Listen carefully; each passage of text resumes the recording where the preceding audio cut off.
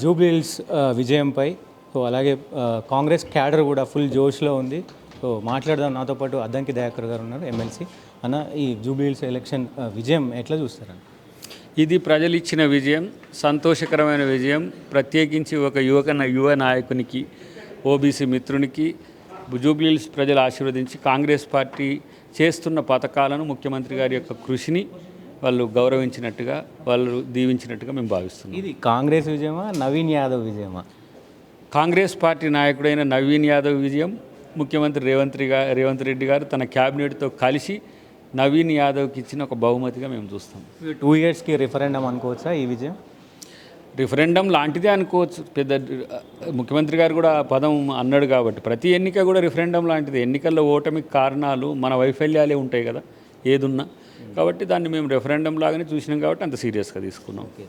నిన్న ఏదైతే ర్యాలీలో కార్ని మొత్తం పైకి తీసుకెళ్ళి నుజ్జు చేసిరు, అది ఇష్యూ నడుస్తుంది, సోషల్ మీడియాలో వైరల్ అవుతుంది. ఏం చెప్తారు దీన్ని? అంటే బుల్డోజర్ కావాలన్నా, కారు కావాలన్నా అన్నారు. వాళ్ళట్ట ప్రచారం చేసేసరికి అక్కడ సగటు కార్యకర్తకు మనోవేదనకు గురై చేసిన ప్రయత్నం అది. సరే, ఎవరైనా రాజకీయాలు గెలుస్తారు, ఓడుతారు, కానీ మాకేం అక్కసో మాకేం కోపము, మాకేం ద్వేషము ఏ పార్టీ మీద ఉండదు. కాబట్టి వాళ్ళు చేస్తున్న వాటికి ప్రతిగా ప్రజలు చేస్తున్న చర్యలు తప్పితే మరొకటి కావు. మరి బీహార్లో అంటే తక్కువ సీట్లు వచ్చినాయి, 6 సీట్లే వచ్చినాయి. ఏం చెప్తారు దీని మీద? ఒకటి మేజర్గా 65 లక్షల ఓట్ చోరీ అనేది ఎంత చెప్పినా వాళ్ళు వినలేదు. వాళ్ళు ఇష్టం వచ్చినట్టు ఎలక్షన్ కమిషన్ అట్లనే చేసింది. రెండవది, ఎన్నికలు జరుగుతున్న సందర్భంలో మొదటి దశ తర్వాత 30,000 కోట్ల రూపాయలు ఆడవాళ్లకు, 2.5 కోట్ల కుటుంబాలకు 10,000 చొప్పున పంచిన చరిత్ర, ఆ గెలుపును కూడా మా గెలిపే అని చెప్పుకుంటున్న చరిత్ర మోడీ బృందానిది. కాబట్టి ఆ బృందగానం రేపు వాళ్లకు ఏమంటారు, మరణ మృదంగం అవుతుంది. ఇలాంటి ఏవైతే ప్రజల సొమ్మును ఎన్నికల కొరకు బీజేపీ వాడుకోవడం అనేది. బీజేపీ అంటే ఎన్డీఏ, నితీష్ కుమార్ ముఖ్యమంత్రి ఒక పాలసీ తీసుకొచ్చి ఎన్నికలు జరుగుతున్న సందర్భంలో ఇంటికి 10,000 రూపాయలు మహిళలకు ఇచ్చిండ్రు. ఎలక్షన్ కమిషన్ ఎవరు లేదు, మనం కూడా ఏమనలేని స్థితి. ఏం చేస్తాం? ఆపద్ధర్మ ముఖ్యమంత్రి, ఆయన ఆపదలో ఉన్నా అని చెప్పేసి ప్రభుత్వ బడ్జెట్ను ప్రజలకు పంచి గెలవడం అనేది కూడా గెలుపని చెప్పుకునే ఒక నీతిబాహ్య రాజనీతి అనేది మనం తెలుస్తున్నది. బండి సంజయ్ మాట్లాడుతూ ఇక్కడ జూబ్లీహిల్స్లో ఓట్ చోరీ జరిగింది అని చెప్పేసి కూడా కామెంట్ చేసింది. నేను రమ్మని మిత్రుని మూమెంట్ చేద్దాం ఎలక్షన్ కమిషన్ మీద. వాళ్ళ కంట్రోల్లోనే ఉంటుంది కదా, స్టేట్ ఎలక్షన్ కమిషన్ అనుకుంటురేమో. ఎలక్షన్ కమిషన్ ఆఫ్ ఇండియా మీద మేము కూడా కంప్లైంట్ చేసినాం. ఇక్కడ మా వాటికి కూడా సమాధానాలు లేవు. ఎలక్షన్ కమిషన్ న్యూట్రల్గా, ఫ్రీ అండ్ ఫెయిర్గా ఉండాలి. ఇక్కడ ఓటు చోరీ జరిగిందంటే ఎవరెందుకు బేర్ చేయాలి? అందరం కలిసి కొట్లాడదాం. మేము ఓటు చోరీ మీద మా నాయకుడే, మా ఎల్ఓపి మొత్తం దేశం మొత్తాన కొట్లాడుతున్నాడు కదా. స్థానిక సంస్థలకు వెళ్తారా ఏంటి? అది ఇక క్యాబినెట్ నిర్ణయాన్ని బట్టి ఉంటుంది. బట్ 42% రిజర్వేషన్ అనేది ఒక ఇష్యూ ఉన్నది. దాన్ని కంపల్సరీగా రిజాల్వ్ చేసి పోవాల్సిన అవసరం ఉంది. కాబట్టి అది బాధ్యత ప్రభుత్వానికి. కేంద్ర ప్రభుత్వం ఎంత బాధ్యతగా ఉంటుందో తెలియదు, కానీ మేము దాన్ని ఒక రకంగా ఒక కన్క్లూజన్కి తెచ్చినాకనే ఎన్నిక ఉంటుందని నేను అనుకుంటున్నా. చూద్దాం ఎట్లా ఉంటుంది. ఒక్క ఎలక్షన్స్కే ఎగిరిపడుతున్నారు, ఒక ఎలక్షన్ గెలిచారు, ఎగిరిపడుతున్నారు, మేము ఇలాంటివి చాలా చూసినాం అని చెప్పి కేటీఆర్ పెద్ద ఎత్తున మాట్లాడుతున్నారు. టీఆర్ఎస్ ఎక్కువ గెలిచిందా, ఈ 75 సంవత్సరాల కాంగ్రెస్ ఎక్కువ గెలిచిందా? గా మాత్రం సోయి లేకపోయా. మొన్న చూసినా కూడా అసెంబ్లీ ఓడిపోతురి, ఎంపీ ఓడిపోతురి, కంటోన్మెంట్ ఓడిపోతురి, జూబ్లీహిల్స్ ఓడిపోతురి. ఇంకా మేము ఒక ఎన్నికే గెలిచినామంటే మిమ్మల్ని భూస్థాపితం చేసిందే రేవంత్ రెడ్డి గారు. ఆల్మోస్ట్ ఆల్ మిమ్మల్ని అధికారంలో తీసేసింది ఆయన. అది కూడా గుర్తు లేకపోతే ఎట్లా?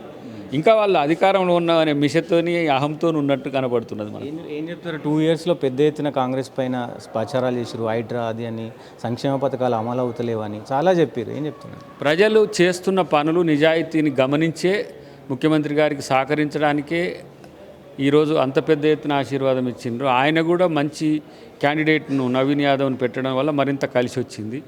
ఇది రేవంత్ అన్నకు జూబ్లీహిల్స్ ప్రజలు ఒక రకంగా పెద్ద ఎత్తున ఆశీర్వాదం ఇవ్వడమే కాకుండా మరింత మంచి చేయి కొడుక అని దీవించినట్టుగా నాకు కనబడుతున్నది. కవిత గారు కర్మ ఇస్ బ్యాక్ అని ట్వీట్ చేసారు. ఎట్లా చూస్తారు? ఇక డెఫినెట్లీ వాళ్ళు ఆలోచించుకోవాలి. ఎవరి కర్మకు వారే ఫలితం అనుభవిస్తారు అన్నట్టుగా. వాళ్ళు గతంలో చేసిన తప్పులకు ఇది ఫలితంగా సోదరి చెప్పినట్టున్నది. ఆమె ప్రశ్నలకు ఏం సమాధానాలు ఎవరేమి ఇస్తున్నట్టు కనబడతలేదు. వాళ్ళు తప్పులు చేసినప్పుడు వాళ్ళు ఎత్తి చూపిన దాంట్లో ఎక్కడ కూడా వాళ్ళు సమాధానం చెప్పరు. అది సీఎం రమేష్దైనా కవితదైనా ఇంకెవరు చెప్పినా కూడా. కానీ అన్నిటికంటే ముఖ్యంగా ఏంటంటే వాళ్ళు ఒక భ్రమలో బతుకుతున్నారు.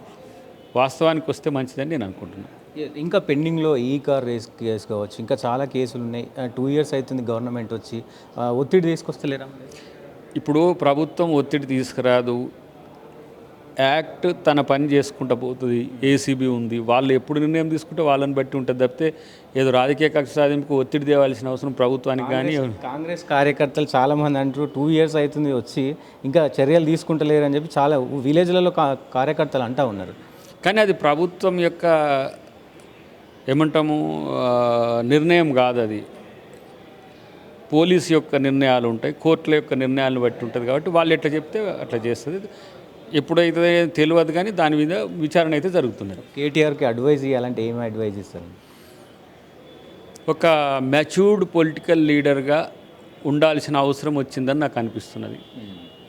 ఈ చీప్ టాక్టిక్స్తోనో, బూతులతోనో, ట్రోల్స్తోనో, ట్విట్టర్ హ్యాండిల్స్తోనో లేకపోతే ఇతరత్ర హ్యాండిల్స్తోనో ప్రజల్ని దగ్గర కాలేము. ప్రజల వద్దకు పోతేనే ప్రజల దగ్గరకు పోయినట్టు అవుతుంది. వాళ్ళు అప్పుడే ఆదరిస్తారు, గౌరవిస్తారు. ఆ విషయాన్ని తెలుసుకుంటే సరే రాష్ట్ర నాయకుడిగా అవతరించాలనుకుంటుండా లేకపోతే వాళ్ళ ఒక డాడీ ఇచ్చిన ఒక స్పెషల్ టాస్క్ ఆ జూబ్లీస్, కానీ అక్కడ చేసిన వికృత చేష్టల వల్ల మాత్రం చెడ్డ పేరు తనకు వచ్చిందని నేను అనుకుంటున్నా. యంగ్ జనరేషన్కి లీడర్గా వహించాలనుకున్నప్పుడు ఒక మోడల్గా ఉండాల్సిన అవసరం ఉంది. అది మిస్ అవుతున్నాడేమో అని అనిపిస్తుంది. జూబ్లీస్ ప్రచారంలో కేసీఆర్ రాకపోవడం ఎట్లా చూస్తారు? చాలామంది ఏమంటుండంటే అది కేటీఆర్కి, హరీష్ రావుకు బాధ్యత తప్పచెప్పినట్టుగా చెప్తున్నారు. ఇంకా కొంతమంది కనీసం ఒక మనం పెడతాం కదా, మేము పెట్టినట్టు వీడియోలు పెట్టినా ఉంటుండే ఒకవేళ తిరగడానికి కొంచెం ఇబ్బంది ఉన్నట్టు అనిపించింది. మొన్న వాళ్ళ సోదరు చనిపోయినప్పుడు బైక్లో చూసినాం కదా, అంటే మాస్ జనంలో తిరగడం కొంచెం ఇబ్బంది అయినా కూడా తను వీడియోస్ అన్న పెడితే ప్రజలు ఇంకమని ఒక 2000 3000 పెరిగే అవకాశం ఉండునేమో అని అంటున్నాను. కానీ వస్తలేడా రాణిస్తలేరా తెలియదు. కానీ మొత్తానికైతే ఒక లీడర్లెస్ పార్టీగా బీఆర్ఎస్ ఉండడం అనేది మాత్రం ప్రజలకు ఇబ్బంది. ప్రతిపక్ష నాయకుడు ఎప్పుడు కూడా ప్రజల పక్షాన పోరాడటానికి ఉండాల్సిన పరిస్థితి ఉన్నది. ఈ కేటీఆర్ని నమ్ముకొని రాజకీయాలు చేస్తే మాత్రం ఇదే రిపీట్ అవుతాయని నేను అనుకుంటున్నాను.